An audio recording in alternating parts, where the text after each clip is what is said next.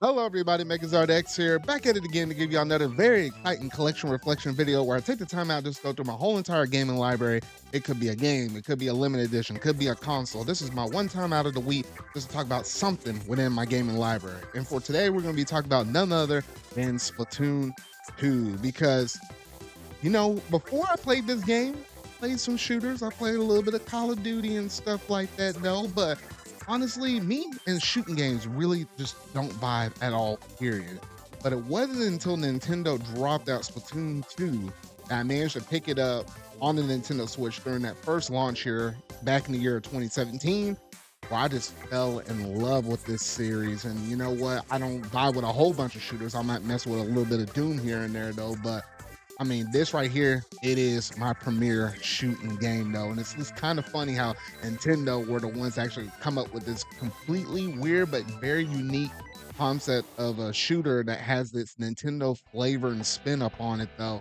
And I just love everything about this series though. So for today's video, that's what we're going to be talking about. So if you hadn't already done so, make sure you're going to hit that like button, go ahead and hit that subscribe button and that bell to stay up to date on all things video game related I feel like talking about and discussing. But without any further ado, let's go ahead and jump straight up into this video.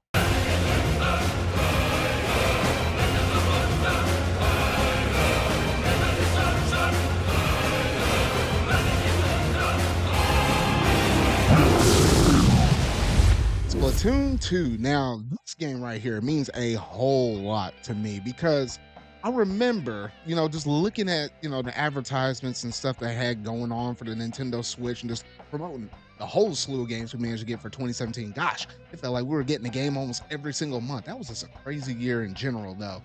But when I was looking at this game, I could definitely tell it was going to be an esports game, and I can tell it's going to be a very competitive game. If you know anything about me, I am super competitive. Like, oh shoot, me and my friends, if I'm playing online, like, man, I'll be saying some stuff in the VC chat. I'm just saying though. But when I saw this game made by Nintendo, and I knew of the first Splatoon that was on the Wii U just a little bit, I felt like maybe in the year winding up to this release, I knew of some things. I saw some competitive, you know, tournaments and stuff. I was like, oh, this is really cool though. But it's on the Wii U, and I'm like, I know it's right outside, you know, we're about to transition over to a new console though. So I was like, it was kind of late to get up in this series though. But when they announced that this game was coming to the Nintendo system, I was like, oh yes, I can finally jump into this series though. And it's very different from, you know, just your traditional shooter, with you being able to shoot not bullets, but actual ink, and then you being able to traverse and actually dive up into your ink.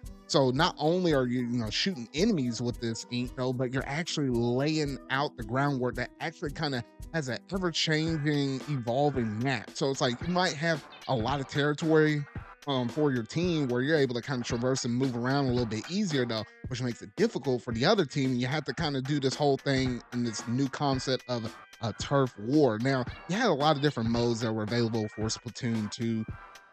And, you know, you start off with your traditional turf war. They try to get you accustomed to it. Or basically, it's like, hey, whoever has the most ground control on the map in general, by the time the timer dings after, like, what, 3 minutes of play, then that team will be the winner, though. So, you know, you start off with something really basic like that. But the more and more you play, you get introduced to these higher rank modes, such as, you know, games such as Power Control.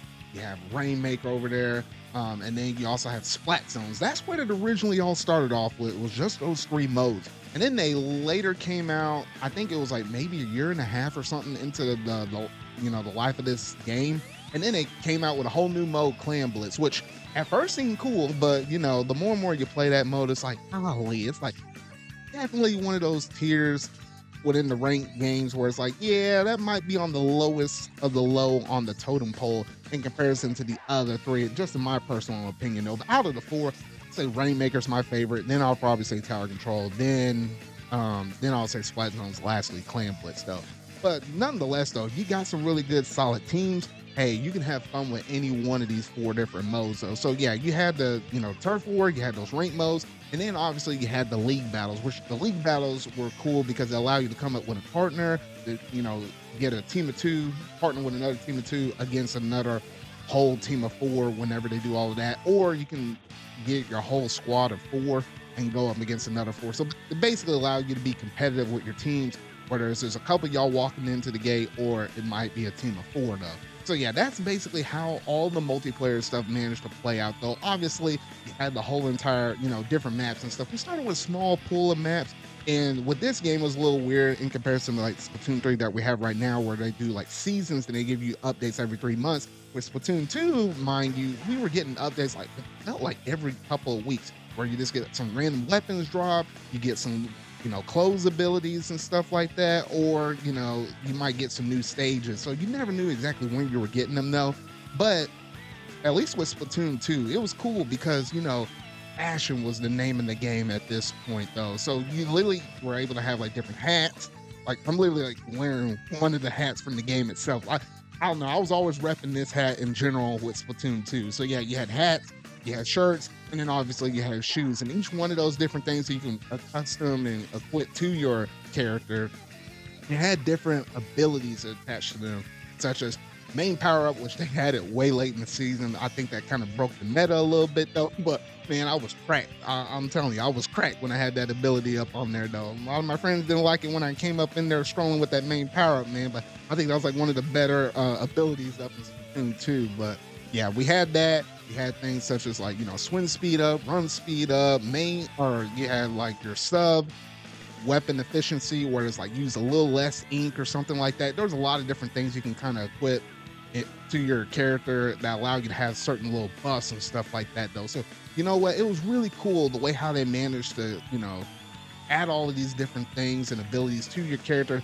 that make your inkling at the time, because we only had inklings at the time though before they actually introduced octolings a little bit later though, but allowed your inkling to be able to traverse, move, and certain kits that, depending on what abilities you attach with it, will actually suit pretty well depending on what kind of weapons you do. Because the weapons in this game, it was like you had a wide variety. It wasn't just traditional shooting weapons. You even had weapons such as like the ink brush and the octobrush, which in Splatoon 2, I main the octobrush. Like that was like my primary weapon for that game though. But you had weapons like that where you can kind of get up and close and personal with them, which might have been your equivalent to like something like in Call of Duty, like, you running up with somebody with a knife or something and taking someone out like that though. You had weapons such as that. You had like sloshers where you're just dumping out a whole bunch of paint. And then like you had like what felt like a machine gun in terms of your splatlings, like that allowed you to get some really far distance up on there. Then you had your like sniper related guns,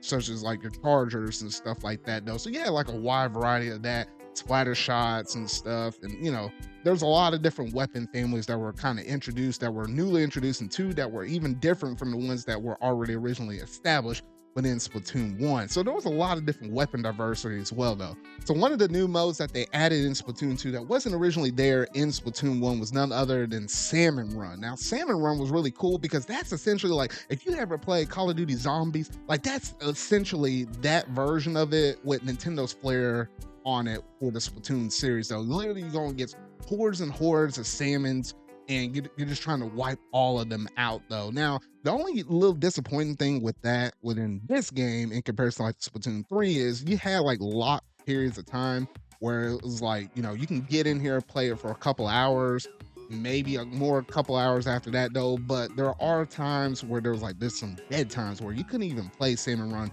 even if you wanted to. They managed to remedy that in Splatoon 3 where it was open 24/7, but at least in Splatoon 2, yeah, you were only able to go up in it and do it for a certain block of periods of time though. So that was a little bit unfortunate though. But nonetheless, that was just really cool. A little bit different from your traditional multiplayer where you're just able to band up with either your friends or just randos online and just, go to town essentially and just wipe out hordes and hordes and hordes of salmons right there though. Now, that's pretty much the game in a nutshell from the multiplayer side of things, as well as, this multiplayer, with just, fighting a bunch of salmons, traditional multiplayer and that. Now, there is a single player campaign, which, Splatoon and its lore, like, oh shoot, that's a whole nother subject. I'll lightly dive up in this, but I won't go too deep up in it though. But you do have amazing single player content that is available within Splatoon 2. And I would dare say this is probably some of the best content we managed to get within the whole series in general from 1, 2, and 3, though. So, throughout the single player experience, you managed to partner up with the Squid Sisters and you managed to kind of gang up against, Dr. Octavio, who's literally like your antagonist for basically the single player campaign, though, and you using one of the agents up in the game though, and you're trying to just go through and just try to stop his evil plans. This is a simple story though, but when you kind of get in some of those like lore drops via the sunken sea scrolls and stuff like that, you kind of figure out the bigger picture of how these inklings managed to be, what happened to the human civilization and stuff like that. It's just kind of interesting when you look at that lore between the first, second, and third games though, and I'll just kind of leave it right there though. But honestly, that single player campaign, it's okay. It wasn't nothing super great or nothing like that. But when you talk about DLC expansions, what Octo expansion, oh shoot, that right there is literally like one of the best DLCs I have ever played.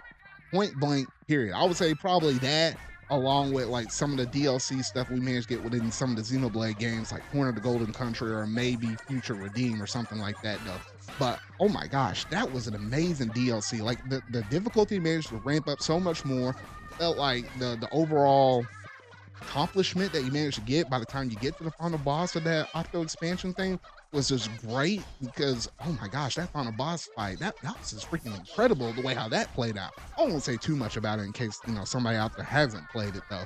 But then the big reward at the end of the day was the introduction to the Octolings. Like, within the first couple of games, we only known that Inklings were a thing, though. Now you introduce Octolings to, Inkopolis Square. And, you're able to actually customize. Now you're able to use Inklings and Octolings within your traditional multiplayer matches within Splatoon 2. So, you know what? They had a really great reward in comparison to Splatoon 3's side order, which I won't say too much about. I have a video on the channel already giving my thoughts about that and a little short review for that, though. But honestly, everything that Splatoon 2 managed to do was just freaking phenomenal. In terms of how many hours I managed to drop up in this game, oh my goodness. I remember having a good chunk. I had like 800 plus hours on my original Switch before it kind of died, and I managed to get another one. And I know I'm probably dropped an extra couple or a few hundred before Splatoon 3 managed to drop. So I would say I'm in the net range of, in terms of my overall play time hours, I played over 1,000 hours of Splatoon 2. Like it was so bad to a point where I was like, hey, I will play Splatoon 2. A new game will come out like Mario Odyssey, I remember during 2017.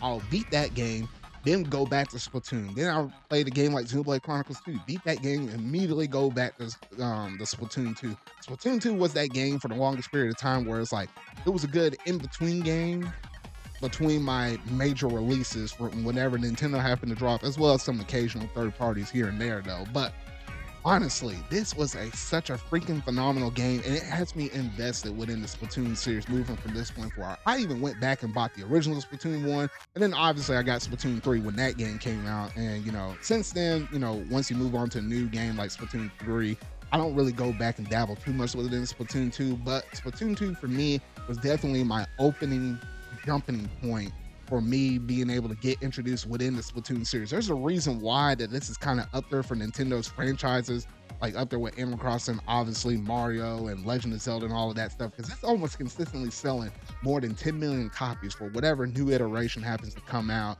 within the Splatoon series. I'm wondering at some point we're probably going to be bound to get a spin-off game for the Splatoon series, but I don't know what that will honestly be though, but it'll be really cool nonetheless though. But that's probably honestly going to do it in terms of my collection reflection for Splatoon 2. But y'all gotta let me know down in the comment section down below, what all do you think about this game in particular, or just the Splatoon series in general? Do you have a favorite between 1, 2, and 3? I didn't even talk about the idols, which, Pearl and Marina honestly were like really cool idols. I would say out of the 3 different games, Pearl and Marina are definitely by far my favorites because like look at Marina, like, oh shoot, like I'm just saying right there. I'm just saying. But yeah, honestly, this is gonna basically do it though. But let me know what all you think about this game and did it mean anything to you personally. But yeah, that's gonna basically do it for this video though. So if you really liked it, make sure you're gonna hit that like button, go ahead and hit that subscribe button and that bell to stay up to date on all things video game related I feel like talking about and discussing. So remember, y'all, until what video I make next, see y'all.